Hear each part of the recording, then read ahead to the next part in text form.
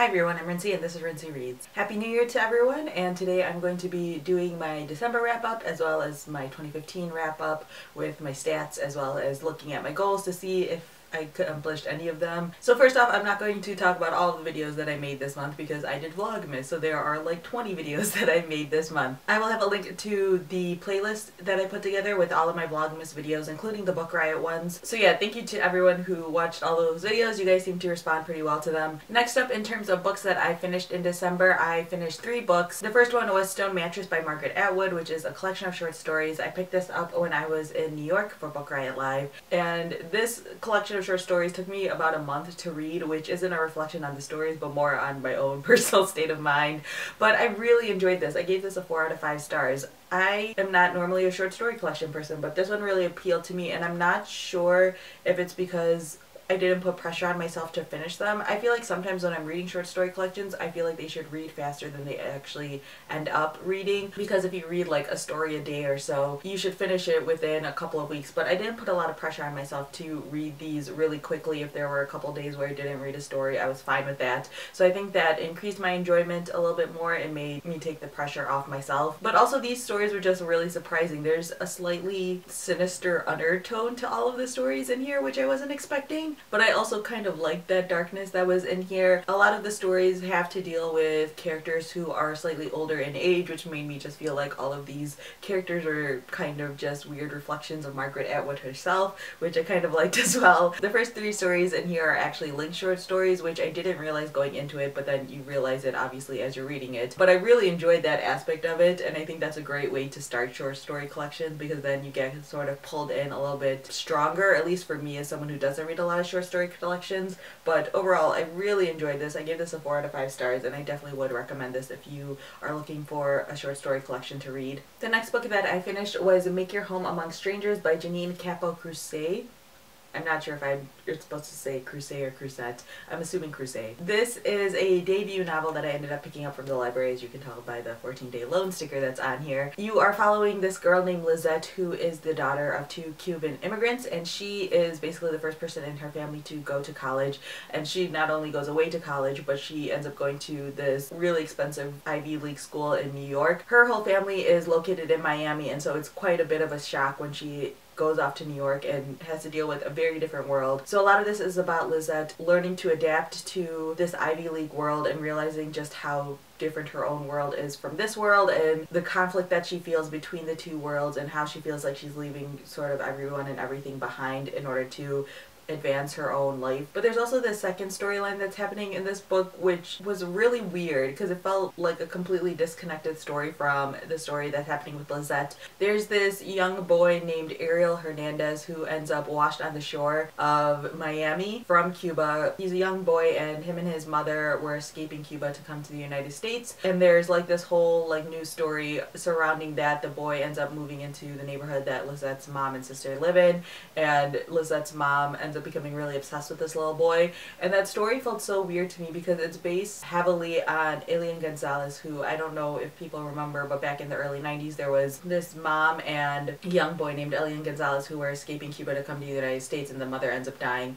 on the way to the United States. And so when the boy arrives, there's like this whole huge battle that happens between the family in the United States and the family back in Cuba in terms of who he belongs to now and where he should be allowed to go, and you know, how much rights does like a 8-year-old have in terms of saying where he wants to stay and things like that. So I don't know if people remember that whole big news story, but that's basically what the news story in here is based on. And it was just like a really weird experience reading about that in here, because it felt like something that should have been a completely separate story, and the novel would have been better if either that was left out of the book completely and it focused more on Lizette and her family, or if the author had changed the story more so it didn't feel like this weird wink wink nudge nudge in the middle of the book, because I'm not really a big fan of those types of things. But that's not to say I didn't like this book. Everything that dealt with Lizette and her college situation and her family life and her struggling to figure out the balance between her previous world and the world she seems to be going into, I really enjoyed. There's some weird like relationship stuff that happens in this story. There's like a guy that she meets in college where it seems like they like each other but they don't actually like each other, and they have this weird complicated relationship. This is a book that feels like it's too true. Like this feels like something where the situations are too off to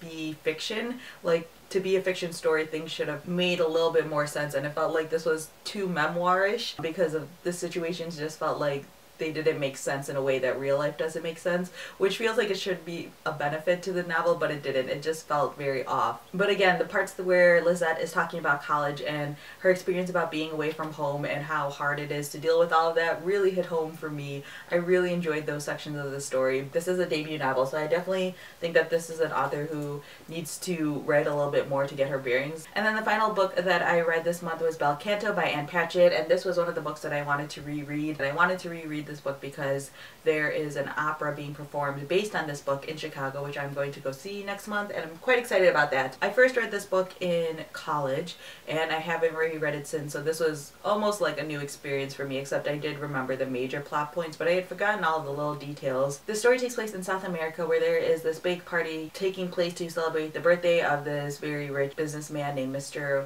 Hosokawa. He is a huge opera fan and is specifically a fan of this one singer, Roxanne Cross, and so they end up hiring her to come to perform at this big party where there are all of these rich, powerful people gathered, and then the party gets taken over by a group of rebels and it turns into this hostage situation. That synopsis makes it sound like this book is like this really dramatic story, but it's not really. It's really about these characters who are in this hostage situation. You learn a lot about the people who are taken hostage as well as the rebels who are doing it, and you start to really humanize everyone in these situations and see unlikely friendships and relationships starting to be formed and things like that. When I first read this book, I gave this a 4 out of 5 stars, and I considered it one of my favorite books that I'd read. And I think that even reading it now, I still would give it that same rating. I completely forgot about the epilogue and how much the epilogue sucks. So I think that if you read this book, which I would recommend reading this book because it's really beautiful, especially if you're someone who likes character studies. So if you end up reading this book, just ignore the epilogue. There is a certain level of suspension of disbelief that you have to have going into this book because there's a lot of like really unlikely scenarios that happen in here. But I still just think that Ann Patchett has a really beautiful writing style, and she does a really great job of creating complex characters, which is one of my favorite things. And people that you think you aren't supposed to like, she ends up humanizing them, and you end up feeling for basically everyone in this story. So in terms of my reading for the entire year, I read 85 books this year, including Bel Canto, which was my one reread of the year. Those books were pretty evenly spread out throughout a variety of genres, as you guys might be able to tell by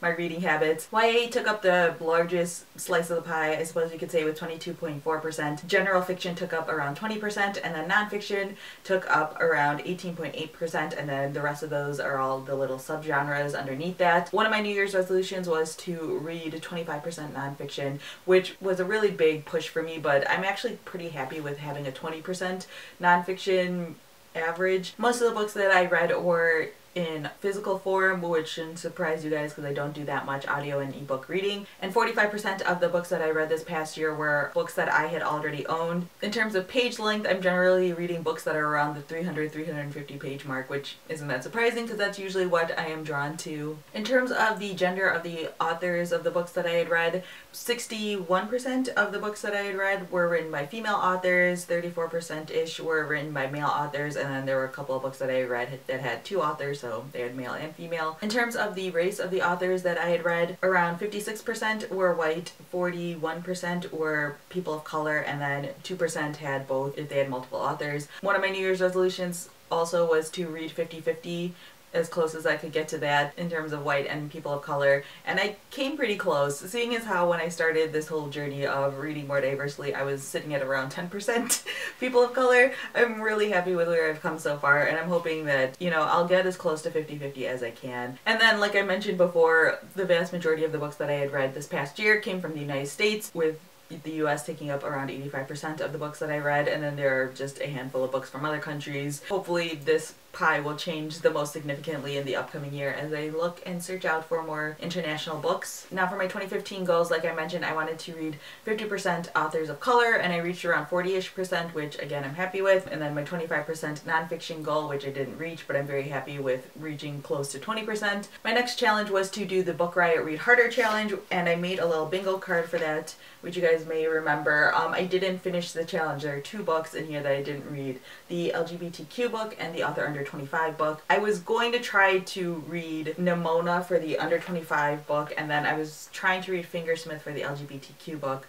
but I just was having such a hard time reading this past month. I was doing so well with this in the beginning of the year. I was like ahead of schedule, and then I like stopped paying attention to it, and when you stop paying attention to your goals, you fall behind. And so I realized in like October that I had not looked to see if I'd done any of the challenges, and it just fell behind. But I'm still really happy with what I did with this and the books I ended up picking up, because I wouldn't have picked up some of these books if it hadn't been for this challenge, which is the whole point. I also said I was going to do Project 10 to reduce my TBR over the past year. I did do Project 10 for at least a little while, for a couple of rounds of it, and then I just completely fell off the wagon, but I did drop down my TBR a little bit, so, you know, progress. And then I said I wanted to read 2 books this year, 2 big books. The 2 that I picked were Lonesome Dove, and then I wanted to read Moby Dick. As you guys know, I did read Moby Dick. I didn't read Lonesome Dove because I was supposed to buddy read that with Steve from Steve Reads Books in January, and then I had family stuff that happened, so I just like stopped reading in the month of January. So yeah, that is basically my 2015 in a nutshell, at least my reading habits in a nutshell. I just wanted to say a quick thank you to everyone who has watched my videos over the past year, or even the past couple of years, and subscribed and everything like that. I very much am appreciative to everyone who watches and subscribes and likes and shares and does all of those wonderful things that YouTubers like. And I'm very much looking forward to 2016, and if you haven't seen it already, I've linked my 2016 goals video so you guys can check that out to see what I will be trying in the next year. Also, Bout of Books is coming up in the beginning of January, so I will have my Bout of Books TBR going up on Sunday, hopefully. So then you will see what I am currently reading and what I'm hoping to read over the next week. And then there's also 24 and 48 happening in January. I will have a link to the blog post about both of those so you guys can check those out. So yeah, that's all I have for now. Thanks for watching.